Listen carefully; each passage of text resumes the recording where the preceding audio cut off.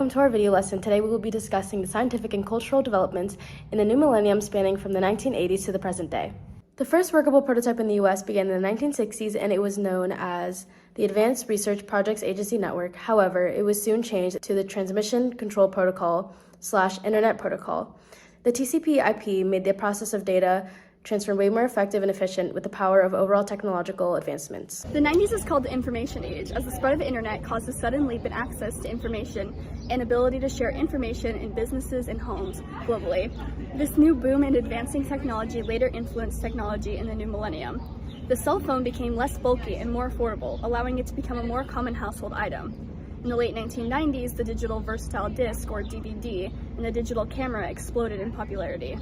Radio frequency identification, or RFID, chips could store digital information and allow tracking. Although cell phones and mobile phones had been released previously, Apple's iPhone, released in 2007, set a precedent for mobile phones that were user-friendly with a touchscreen camera, texting and calling features. Though the internet was used in previous decades, the introduction of Wi-Fi in 1997 revolutionized the use of technology and allowed for easier internet access as Wi-Fi technology advanced throughout the early 2000s. Google, online encyclopedias, email, text messaging, video streaming, music streaming, and online news are all advancements that led to easier and more frequent use of technology and internet in this period.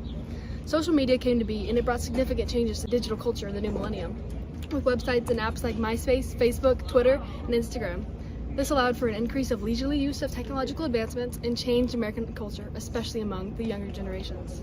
The 1980s had great advancements in the internet aspect of history. However, the NASA space program also made great progress.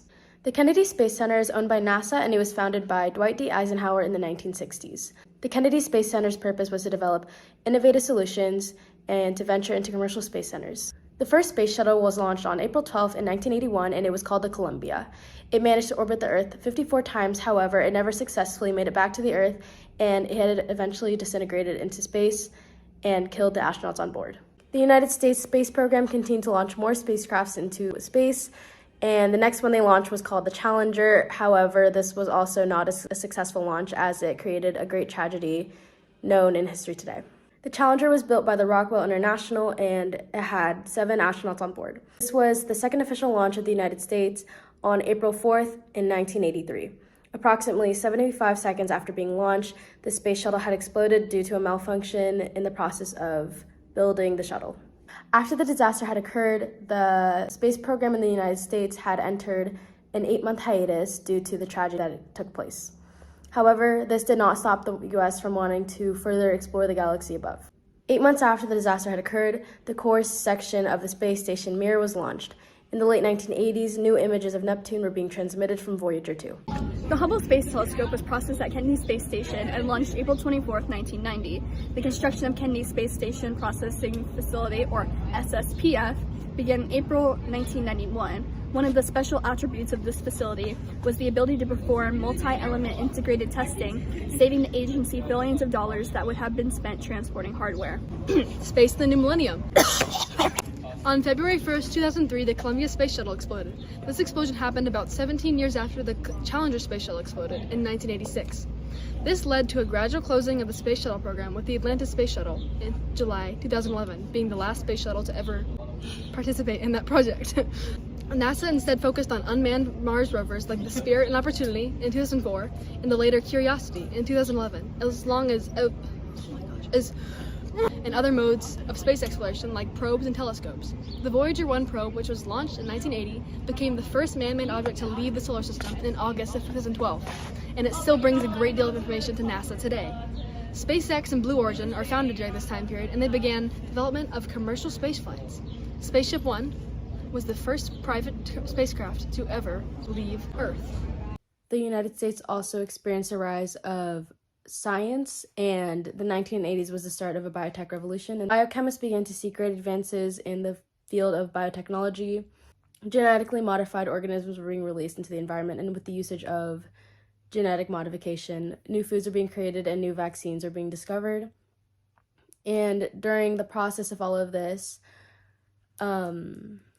regarding genetic modification, DNA fingerprinting was an accidental discovery. Alec Jeffreys, the founder of DNA fingerprinting, concluded that with the usage of this, it could be used to identify unknown individuals, and since that time, many more genetic markers were being developed, and a rise of forensic interest had occurred.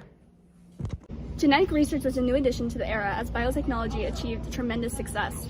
Specifically, the start of the Human Genome Project formally began in October of 1990 and was completed in 2003, in which the goal was to discover all of the estimated 20,000 to 25,000 human genes and make them accessible for further biological study.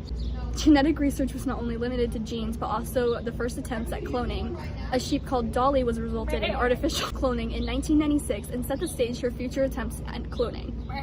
Science continued, but mainly energy stuff in the new millennium.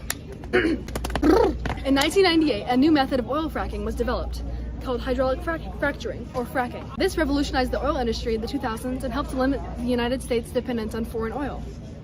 As well as the advances in fracturing methods, the Deepwater Horizon British petroleum ship exploded in the Gulf of Mexico and spilled almost 5 million barrels of oil. The ship exploded in April of 2010, and the oil well was not contained until September of 2010. It caused detrimental effects on the environment and wildlife. The new millennium also experienced a rise of American culture in the aspect of fashion, sports, and music. In the 1980s, American culture was defined by proud political and social conservatism. The usage of cable television began to grow during this era. Broadcast TV allowed a viewer to receive the signals of nearby stations over the air with the help of an antenna. Cable technology brought a much wider array of channels directly into the home by the way of a coaxial cable.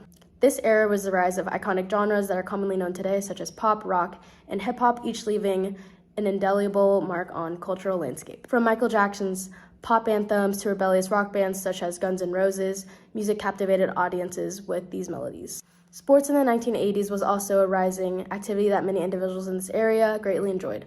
Figures such as Michael Jordan in basketball, Joe Montana in football, and other athletic figures dominated their respective sports, which captivated many fans with their exceeding skills and rivalries. The decade also witnessed historic events like miracles and ice when the U.S. hockey team defeated the Soviet Union in the 1980 Winter Olympics. From the rise of the Chicago Bulls to the dominance of the San Francisco 49ers, the 1980s left an indelible mark on American sports history. Sports. Your mom. Sports was also a major influence towards the newer era, as the beginning of NASCAR, which started in the 90s, became popular. Major League Soccer also became extremely popular in America in the 90s after the US hosted the World Cup in 1994. The arts and music industry boomed in the 90s with the start of popular styles such as hip-hop and rap. Hip-hop redefined the Billboard charts in the early 90s and continued to dominate for 2 decades. Mine's a different kind of culture. Mine's talking about 9/11 culture and postmodernism and gays. Boop. Culture in the new millennium. Following the devastating attack on freedom that was 9/11, Americans responded with patriotism, faith, and charity. Americans were unified and ready for action against terrorist forces. This American unity and patriotism were seen even in 2011, after Americans celebrated terrorist Osama bin Laden's death in city streets all over the country. There was a rise of patriotism that was soon ignored by some and turned into aggressive nationalism by others. Postmodernism was also on the rise during the early 21st century. Postmodernism is an ideology that rejects not only the truths of the past, but also any moral framework at all, and says that there is no absolute truth and people make their own truth. During this time period, gay rights and gay marriage was also on the rise. President Obama's Department of Justice no longer enforced portions of the Defense of Marriage Act and allowed for homosexual marriage to be protected under the law of the land.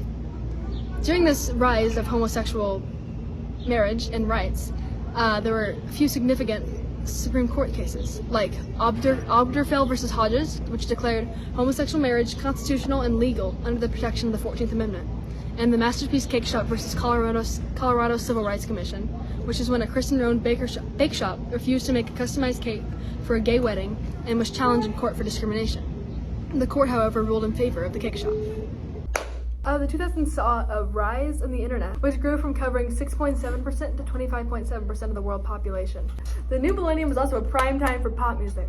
Pop music was in Pop music was in bad health in the year 2000. The charts were awash with boy band ballads like Backstreet Boys and Westlife and NSYNC, and high energy disco like Steps, while Britney Spears took up her position as the biggest pop star in the world with her hits Toxic and Oops, I Did It Again.